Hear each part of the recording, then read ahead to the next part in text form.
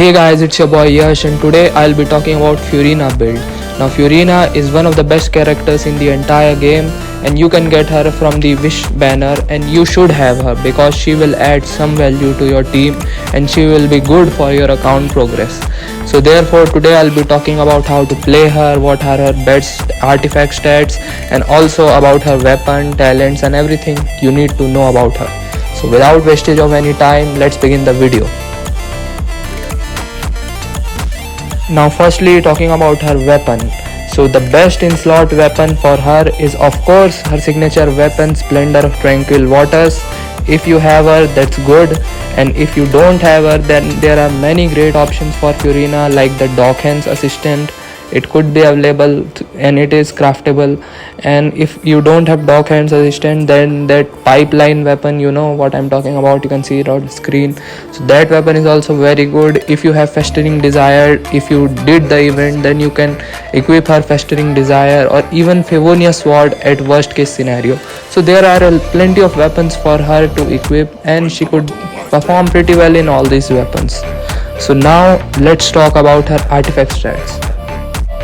Now moving on to her artifact stats. Now the best in slot would be the Golden Rope 4 piece. So equip her Golden Rope 4 piece for her best performance, and if you don't want to equip her Golden Rope 4 piece, then decent option would be 2-piece Emblem and 2-piece Tenacity. So you can equip her that also. So apart from that, if you look for the stats, the most important stat that you would look for is HP and HP percent. Now because her damage scales on HP and HP percent, so you need to look for HP and HP percent, and after that you need to look for energy recharge because her elemental burst buffs the entire team and gives insane amount of advantages to the team. So you need to focus on her energy recharge after HP and HP percent.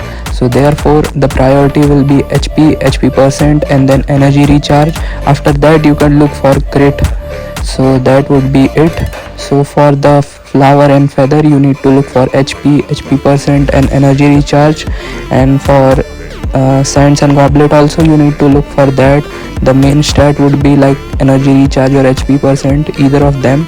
And for the headpiece you can look for like crit. You can use crit for the headpiece, but I would still recommend that focusing on HP percent and energy recharge should be the top priority because her damage scales on HP percent. And that would be it for the artifact. Now let's move on to her talents. Now moving on to her talent. Now she has two talents that should be upgraded. One is the elemental skill and other is the elemental burst. You need to focus on both of them because her elemental skill is very strong. It summons 3 small animals or whatever you can say them. So it deals so much damage, it feels like she's a DPS, and plus it deals the damage off field, so it's kind of an advantage. And her elemental burst is also very strong. Her elemental burst buffs the entire team. Now the entire team is buffed through a process which I will come in later. Now I am only talking that we should upgrade both of the skills, so you need to focus on both elemental skill and elemental burst, and both of them should be upgraded. Now let's move on to her playstyle. Now talking about her gameplay, firstly her elemental skill. So her elemental skill summons like these 3 small creatures. They constantly deal hydro damage and they deal a good amount of damage. You can say that she's like a DPS when it comes to dealing damage. So you just need to do nothing. You just need to press this elemental skill and then tap onto the other characters. You can switch to other characters after tapping onto her elemental skill. They will constantly deal hydro damage and it has 0% downtime, so it's like an advantage for you. After that you need to just rely on your burst.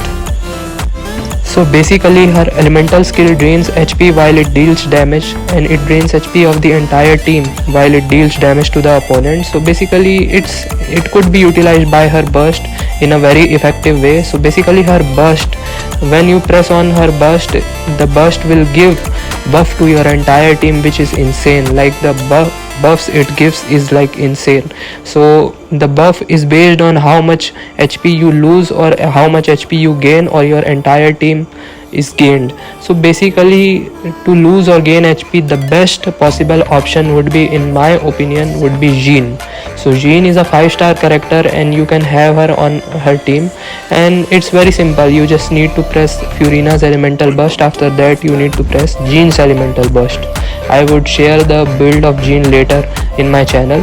So basically it's very simple. You just need to firstly press Furina's elemental burst. After that you need to press Jean's elemental burst, and the HP drained by your entire team by the elemental skill of Furina would be regained by Jean's elemental burst, and you will gain a good amount of buff, and Furina will give you a good amount of buff for your entire team, and it would turn bad DPS into good DPS. I mean, the buff is like that much insane that it could turn a bad DPS into a good DPS. And on top of that, she is a DPS after all if it comes for dealing damage from her elemental skill. So basically she is all in one. She can buff your team, she can be a DPS, and she can support you off field, and she's like 10 on 10. So this is her mechanic. All you need to do is press her elemental skill and then switch on to a other character, and then wait for her elemental burst to recharge, and also wait for Jean's elemental burst to recharge. After that switch back to her and then press her elemental burst. After that press Jean's elemental burst, and you will gain a great amount of buff for your entire team, and you could continue this process or cycle this process. So it's like very nice.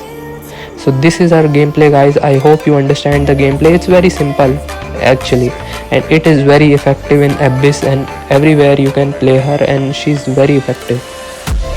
So thanks for watching my video, guys. I hope you like it. I hope you understand how Furina works, and she's like one of the best characters in the game. So I thought to share a build of her. I hope you like my opinion, and I hope you follow my channel.